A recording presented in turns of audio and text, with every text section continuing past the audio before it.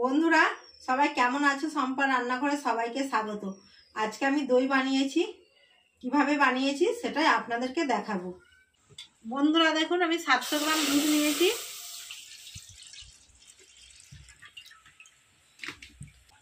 ফুটিয়ে ফুটিয়ে ঘন করে নেব। অল্প পরিমাণে জল দিয়ে দিচ্ছি।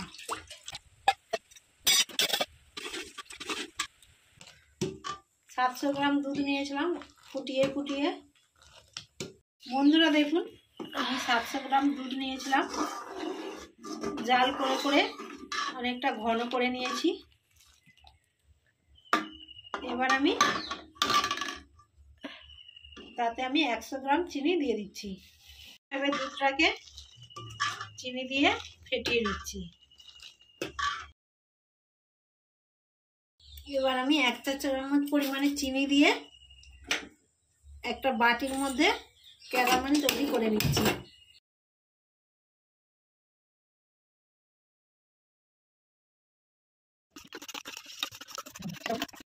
দেখুন বন্ধুরা, এবার আমি ক্যারামেলটা দুধের মধ্যে দিয়ে দিচ্ছি।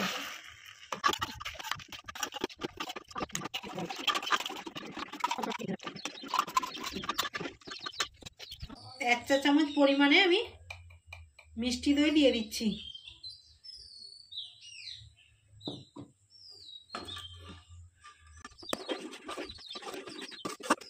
এইভাবে দইটা দিয়ে ফেটিয়ে নিচ্ছি।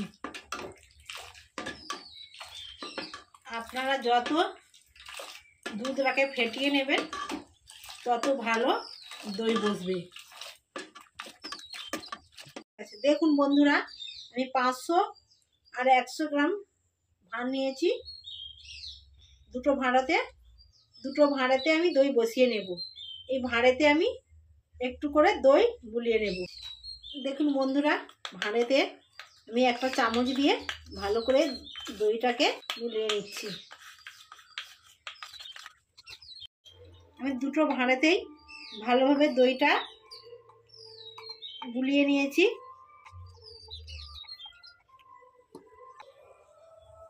আমি ছোট দুটো এলাচ ফাটিয়ে দিয়ে দিচ্ছি।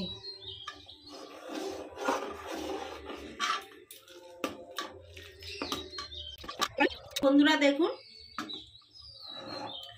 দইটা বসিয়ে নিচ্ছি। ভাঁড়ের মধ্যে দুধটা দিয়ে দিচ্ছি।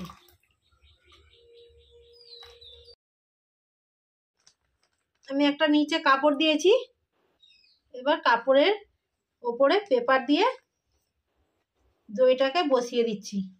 দইটা নাড়ানাড়ি করলে হবে না, একভাবে বসিয়ে দিতে হবে। এবার আমি ওপর দিয়ে আর একটা পেপার ঢেকে রেখে দিচ্ছি।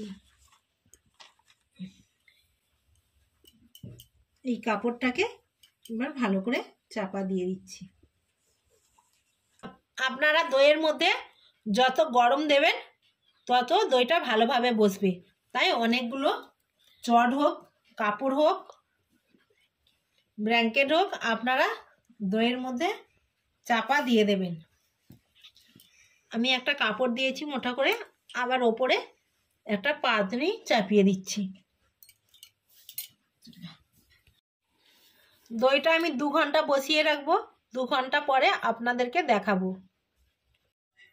বন্ধুরা দেখুন, আমি 2 ঘন্টা দই বসার জন্য ঢেকে রেখেছিলাম। এবার ঢাকা খুলে নিচ্ছি। বন্ধুরা দেখুন কত সুন্দরভাবে দইটা বসে গেছে। দইটা চামচ দিয়ে কেটে দেখাচ্ছি।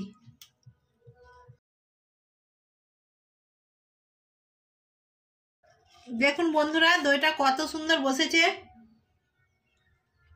বন্ধুরা দেখুন, দইটা আমি খেয়ে দেখাচ্ছি, আপনাদেরকে বলছি কেমন হয়েছে।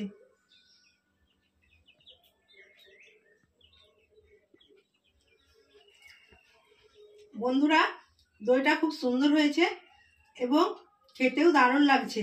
আপনারাও বাড়িতে এই রেসিপিটা ট্রাই করবেন। আমার ভিডিও যদি আপনাদের ভালো লেগে থাকে বেশি বেশি করে লাইক, কমেন্ট এবং সাবস্ক্রাইব করে আমার পাশে থাকবে।